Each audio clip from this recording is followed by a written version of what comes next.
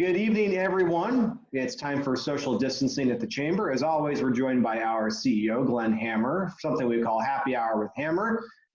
Glenn, the stars, they keep shining on this show. We have another A-lister. Would you like to introduce our guest tonight? We're thrilled to have Representative Joanne Osborne with us today. She's not only a model citizen legislator, she's a small businesswoman, and she's helped guide us in our thinking when it has come to the relief efforts related to COVID-19. So welcome to the show. Hello. Hello. Hi. Now, I don't want to get anyone in trouble, but before I got on in the green room, because this is a big production now, did I hear something about chickens, or am I hallucinating? No, you heard that. You heard that. I'm in a very remote area in Nevada, and there are chickens that run around here with a beautiful mountain backdrop. Yes. For eating? No, my daughter-in-law is about to have a baby any day, so Wow. here to see this new grandbaby into the world. Hopefully, a crazy time, but you know what? There's always joy within craziness, right? So Right. That is joyful news, and our best for everything to go very well there. thank you. On the legislative front, I thought that the way the legislature left was really a high note, a bipartisan budget with an allocation of funding to fight COVID-19. Can you maybe talk a little bit about what was going on at the legislature during those final days before adjourning, at least for the time being? Oh, sure. Yes, very interesting times. And, you know, even from the point of trying to allow some members to vote remotely, you know, trying to think about people's protections.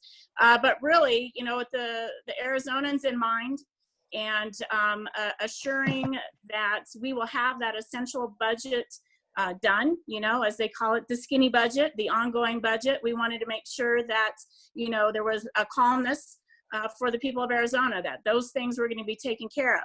And then, of course, you know, financially, we have a great economy, and we had a lot of money for one-time spending, a lot of infrastructure projects, a lot of good things are going to happen, even tax cuts, excuse me. But, you know, we had to set that aside. And that was the smart financial thing to do until we figure out, you know, how deep of a wound is this cut. So, you know, we'll go back to that in another day. Personally, myself, I don't see that we would know financially where we are until probably September-ish, but you know, that's just my thinking. But we also up front wanted to make sure the governor had what he needed to be able to put some dollars immediately into this COVID-19 issue, whether you know, it was for the health community, whatever he needed it for. We up front, you know, gave $55 million, and then we came back and we did another $50 million. So he was prepared to do what he needed for the state. You know, we are, as the cliche has been, all in this together, and we wanted to make sure he had what he needed right from the get-go. Great. Yeah, definitely the responsible thing to do. A lot to talk about with putting your small business hat on, but at the state capitol right now, obviously you're attending to other matters right now, but there's a conversation going on as to whether the legislature should come back. If so, when. You yourself just said we may not have a handle on the revenue picture until sometime late summer. Any thoughts about where we sit today and what the legislature should be thinking about at this moment? Well, we have a lot of work that we were in the middle of that really had nothing to do with money. It was all on policy. And there were some very good policies that we're going through that, you know, we were kind of had just started. We were going through that crossover week, and there was a lot of good legislation that needs to be completed. You know, I think we can finish that. You know, when you sit there and think about all of the city councils that are finding ways to still meet, we should be able to finish our work as well. And I believe that many of our legislators, at least in my caucus, feel that same way. They want to get the job done. And I'm not sure exactly when that will begin. I know that the president and the Speaker of the House, I'm sure, are looking at the logistics of it all. So there's still more to come on that scenario, but there is some good work that needs to be completed, and that is the work of the peoples, and we should be able to do our job. Yeah.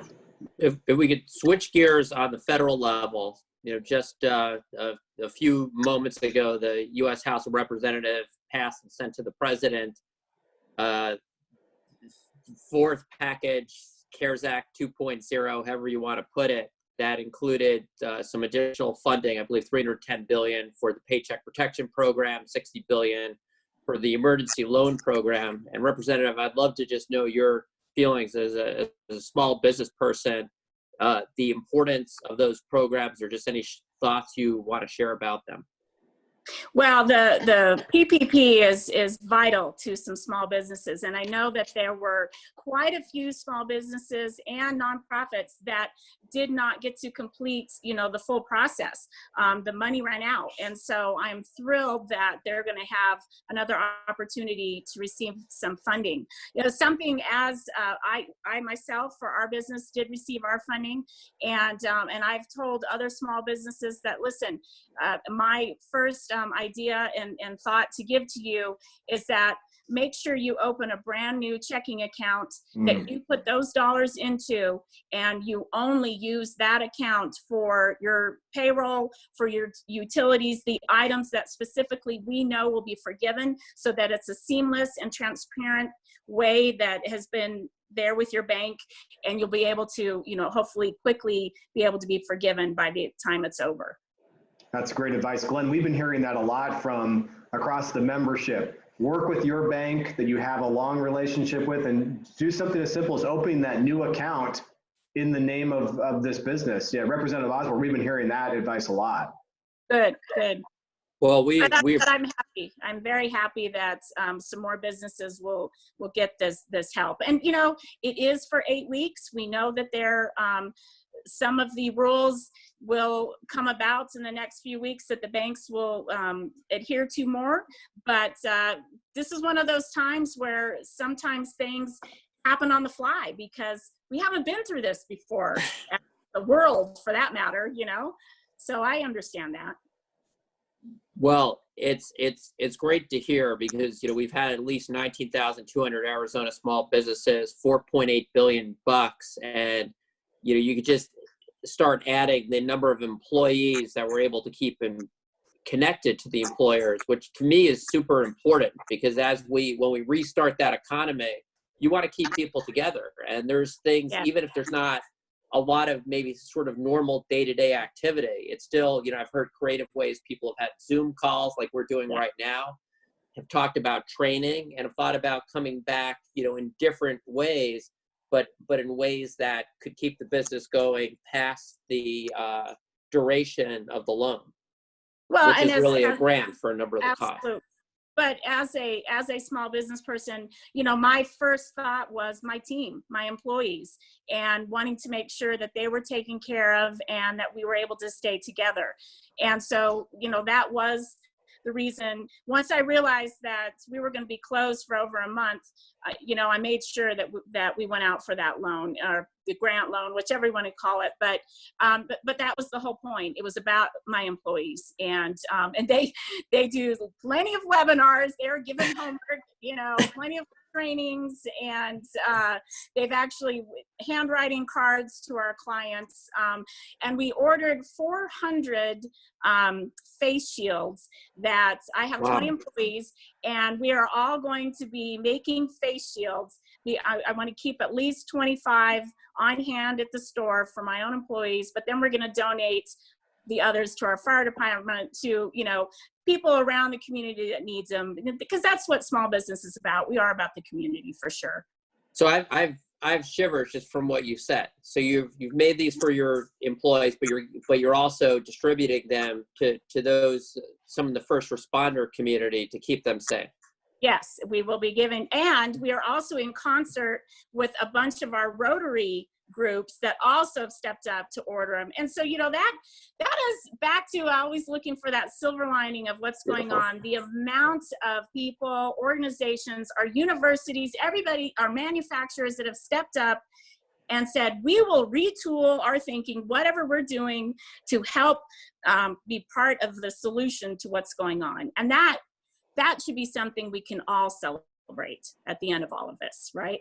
It's that spirit. This is why America always wins at the end of the day, because you're not sitting back. You're taking the bull by the horns, and you're doing something that's great for the community, great for the safety.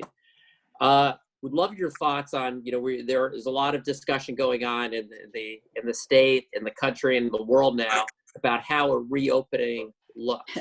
And, as a small business person, I just would love your thoughts on that. There's all sorts of different approaches.